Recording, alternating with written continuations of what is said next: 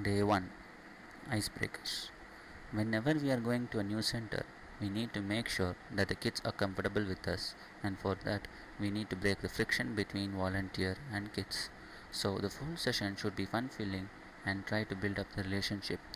This is where few of the icebreaker games can help.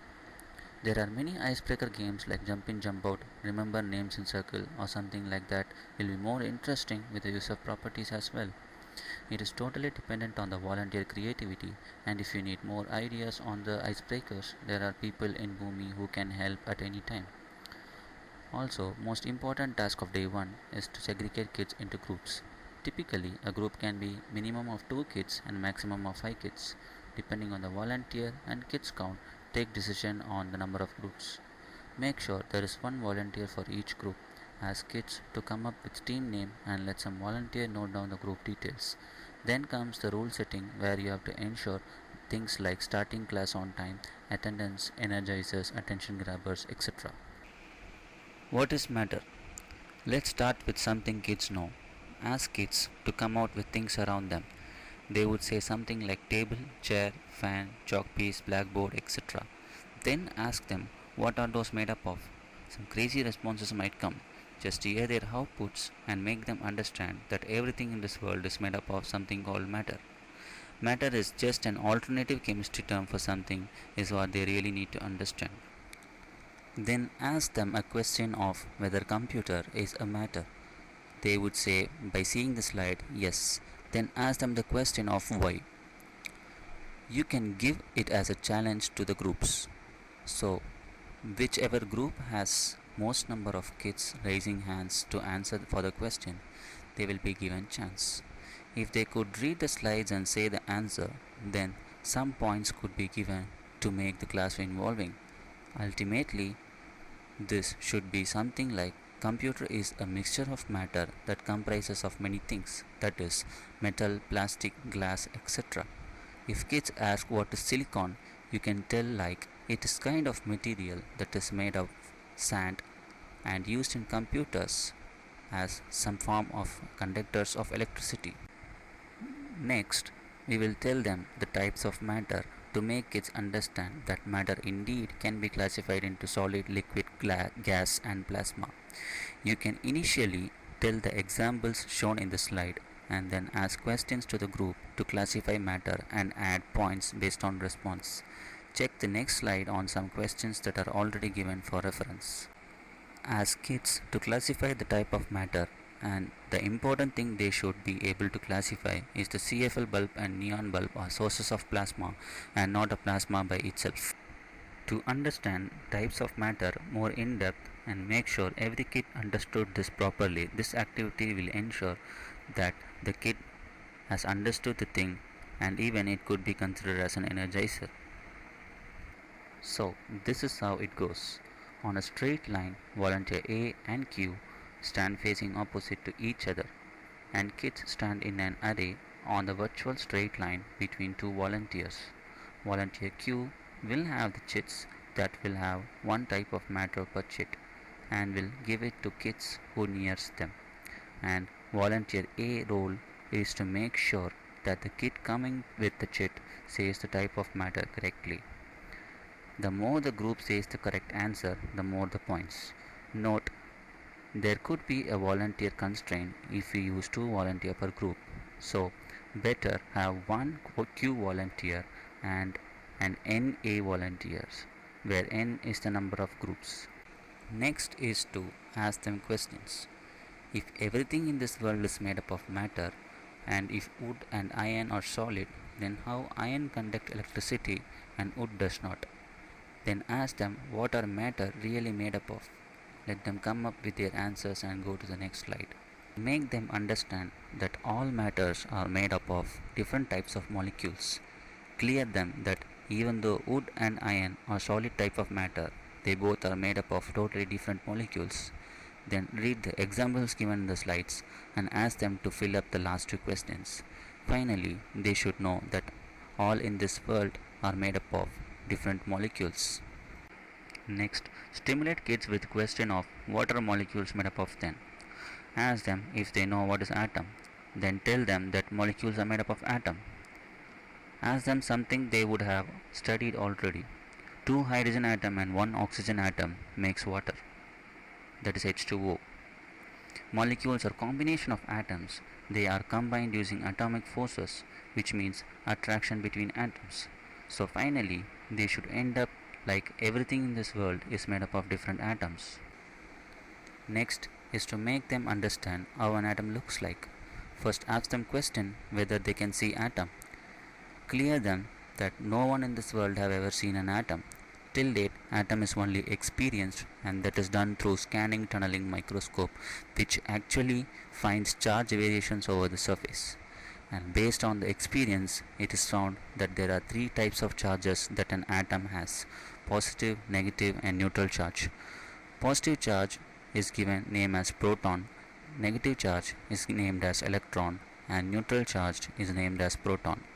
Based on the number of proton and electron, the type of atom vary.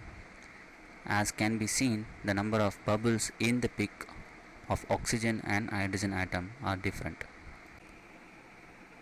These are some facts about atoms that can be asked to be taken as notes. Here, kids should understand the location of proton, electron and neutron in an atom. Proton and neutron will be positioned on the center of atom, and electrons will be revolving proton and neutron.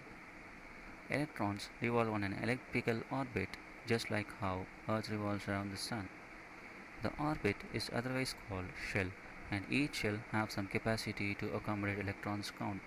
Say, first shell can have only 2 electrons, second shell 8 electrons, third shell 18 electrons, and so on. This is based on some rules that atom follows, and only God knows why. Number of protons and electrons in an atom is an important indicator of charge of an atom. Say, an atom with more number of electrons than protons will be considered as negative charged atom or negative ion. And similarly, more protons than electrons make atom a positive charged or positive ion. This instability of atom only makes all possible molecules and indeed makes matter. The instability is what the force that makes one atom to combine with another atom, which is universal law. The law is that an atom always want to be neutral. That is, the number of proton and number of electron should be equal always. But if an atom doesn't have equal count, then it will combine with another atom to stabilize the count and make it neutral. Various forms of atoms. The top 3 types of atoms are familiar as we studied it in previous slide, but next comes neutron role in an atom. Neutron plays a major role in maintaining stability of an atom and also gives mass to an atom. Basically, we can say that the number of protons and neutrons should be equal for an atom to be stable as shown. Stability determines how easy it is to break an atom with energy. More an atom is stable, then more the energy is required to break. If an atom is broken, then enormous amount of energy will be released. This breaking of an atom is what major concept behind generating power from nuclear power plants depends on. Shout out loud is an activity to make them understand the location of proton, neutron and electron, and along with that the type of atom. This activity has various steps as follows. First, step 1. Volunteer should have many sheets of paper, each of size 10 cm cross 10 cm, with 3 different colors, blue, white and red as shown below. Preferably a count of 10 each. Step 2. Draw a big circle and 2 small circles. Note, use 3 colored charts to make the chits. Step 3. Volunteers should give chit one by one to each kit, and the kit should go and stand at their respective places. For red chit, stand at the center of the circle. For blue chit, stand on the black circle. And for white chit, stand on the center of the green circle. After standing at respective positions, the whole crowd in the circle should do the following based on the state of atom, condition shown below. If number of blue equal to red, then shout neutral atom. If number of blue less than red, then shout positive atom. If number of blue greater than red, then shout negative atom. If number of white not equal to red, then shout unstable atom. If number of white equal to red, then shout stable atom. Give notes for the session taken.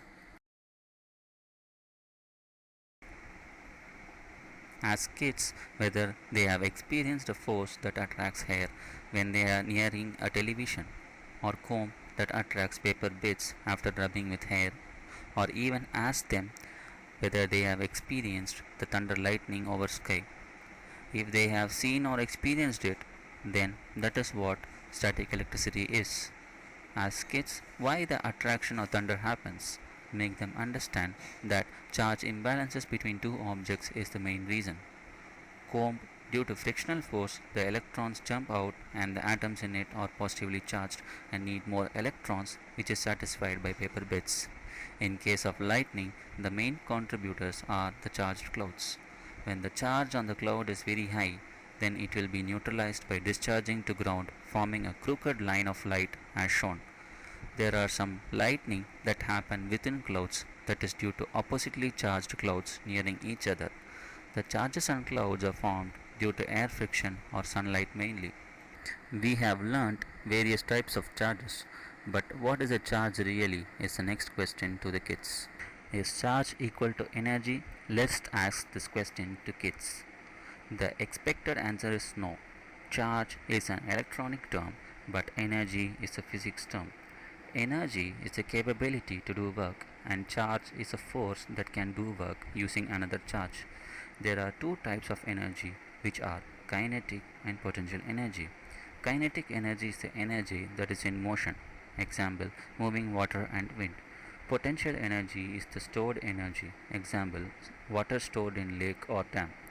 In the above shown example, the roller coaster moves up the track and reaches the top, so the potential energy stored is given out in the form of kinetic energy when the coaster moves down.